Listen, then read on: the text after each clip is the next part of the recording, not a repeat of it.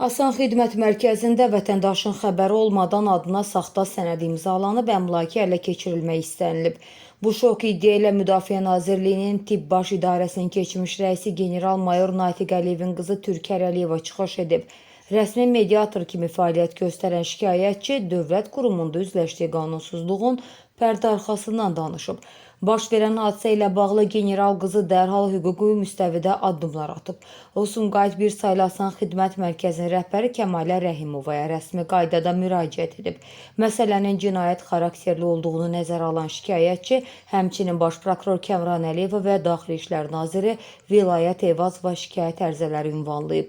Yayılan iddialar və rəsmi şikayətlər əsasında hazırda müvafiq hüquq mühafizə orqanları və Asan Xidmətin daxili nəzarət strukturları tərəfindən araşdırmalara başlanılıb. Vətəndaşın imzasını saxtalaşdırmaqda və rüşvət almaqda ittiham olunan əməkdaşın əməlinə xidməti yoxlamadan sonra hüquqi qiymət veriləcək.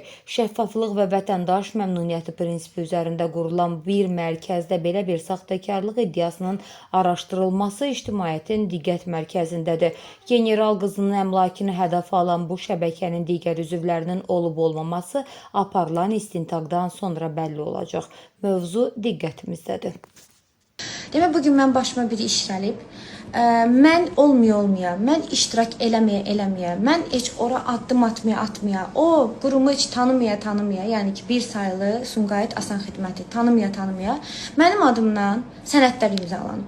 Və mən bu sənədləri bugün artıq bilirəm. Sənədlərin imzalanmağını bildim bugün və təbii ki, sinir krizi keçirdim. Mən orada, yəni bəlkə də vətəndaşlar zatları orada var idisə, gördülərsə, həqiqətən çox pis vəziyyətə düşdüm.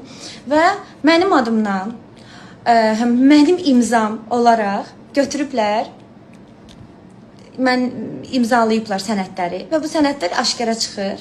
Və mən ora gedirəm, deyirəm ki, siz kimsiz ki, mənim adımdan sənəd imzalayırsınız. Mən orada olmaya 04-07-2026-cı ildə güyəm ki, mən 04-07-2026-cı ildə güyəm ki, mən ora getmişəm, Asan Xidmətə getmişəm. Rəsmi şəkildə müraciətlərim var, onları geri götürmüşəm. Mən. Bugün mən yaxınlaşdım ora, çıxdım qeydiyyat şöbəsində, oturan Bünyamin adı şəxs. Mənə dedim ki, Bünyamin kimdir? Mənə dedilər, o imzalayıb və sənədin altında da var, sənədləri də paylaşacağım. Düşünün ki, sənədin altında Bünyamin yazılıb və o Bünyamin mənə deyir ki, çox üzr istəyirəm, səhv eləmişəm, sizin adınızdan sənədlərə imza atmışam. Sizin imzavızı eləmişəm, çox üzr istəyirəm. Çox üzr istəyir. Yəni necə olur bu? Yəni onu aydın. Mən aidiyyəti qurumlara müraciət edirəm. Artıq müraciətlərim 1 saatdan sonra demək olar ki, rəsmi şəkildə qeydiyyata minəcək.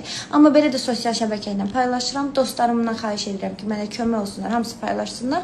Düşünün ki, mənim adımdan ərizələr yazılır, mənim qolumdan qollar çəkilir və həyati bir sənətə və mənim üçün həyatı bir sənətidir. Çünki mənim sənətlərim hamısı önəmlidir. Bəzi saxtakar dələduzlar kimi deyirik. Bütün sənətlər önəmli sənətlərdir və mənim o şəxsi sənətimdir. Vətəndaşın sənəti də olsa eyni duruma eləyərəm. Amma bu mənim şəxsi sənətimdir. Mənim şəxsi sənətimi götürürlər, mənim adımdan imza atırlar ki, mən güyəm ki, bu sənəti geri götürməsini istəmişəm. Elə mümkün deyil, elə olmayıb. Kameraları təcili şəkildə dedim açsınlar. Kəmalə Rəhimova xanım dedi ki, biz indi aça bilmərik, biz indi belə eləyə bilmərik, biz indi elə eləyə bilmərik. Təcili mənə lazımdır ki, mən bunu dövlət qurumlarına müraciət edəndə kameraları qoyaq qabağa ki, mən harada getmişəm ora, mən harada qol çəkmişəm. Və Bünyamin adında vətəndaş, şəxs orada işçidir, 3-cü mərtəbədə oturur. Daşınmaz əmlakın qeydiyyat şöbəsindədir. Orada oturub cəmaətin yerinə saxta sənədlərə qol çəkir. Bu nə qədər düzgünlükdür? Yəni bu nə deməkdir? Mənə çox maraqlıdır. Və tədbir görülməsini istəyirəm. Demək ki, belə şeylər vətəndaşların başına gəlir də. Bu da mənim də başıma gəldi. Mənə ora Kəmalə Rəhimova otağına çağırdı. Otağına çağıranda mən dedim ki, Kəmalə xanım, mən sizi tanımıram. Asan Xidmətinin sədridir. Böyük hörmət edirəm, amma tanımıram. Sizin işçiniz, BT-də işləyən, dövlət daşınmaz əmlakda işləyən işçi, BT-də 3-cü mərtəbədə oturan Bünyamin adında işçi boynuna aldı ki, mən səhv eləmişəm, üzr istəyirəm sizdən. Adam öldürüb, sonra deyir ki, üzr istəyirəm sizdən. Bax, elə bir durum. Bu mənim həyatı sənətimdir, bu mənim həyatım bundan həll olunan bir sənətidir, bu mənə lazım olan bir sənət idi.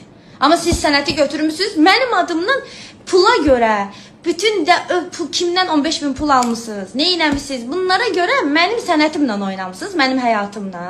Mən qanunla, qayda ilə sizə göstərəcəm ki, qanun, qayda, Azərbaycan Respublikasının qanunları necə düzdür, necə insanları cəzalandırır. Və buna rəhbərlik də daxildir, mən düşünürəm. Necə olur ki, mənim işçim saxta sənətə imza atır, mənim sənətimə, baxın, necə olur? Biz adi boşanmaya baxırıq. Biz boşanmaya adi boşanma dediyim, qətnamə, tutaq ki, biz iddia ərizəsi yazırıq. İddia ərizəsində belə saxta imza ata bilmərik. Bu ekspertizlə gedib təyin olunacaq, yəni. Mən bu işin üstünə düşəcəm, mən əl çəkməyəcəm, mən axıra kimi gedəcəm. Bu sənətim necə mənim yerimə imza atılıb, mən güyəm ki, iştirakçı olmuşam orada və ayın 4-ü mən ora gəlmişəm, 6-cı günə, 6-cı gün mən ora getmişəm. Yəni, çox dəhşət. Kameraları açdırın da, bugün açdırın kameraları. Siz niyə uzadırsınız ki? Nə orada saxtakarlıq eləmək istəyirsiniz ki? Kamera müddəti var, deyir orada. Kəmalə xanım deyir ki, Rəhimova, kamera müddəti var Türkər xanım. Ola bilsin ki, bu gec oldu. Ola bilsin. Öyle şey olur. O nə deməkdir? O nə deməkdir? Mənim həyatı sənətim həll olunmalı idi burada. Sənətim ləğv olunur. Sizə görə, sizin saxtakarlığınıza görə. Hansı ki, Bünyamin 15.000 pul alıb kimdənsə.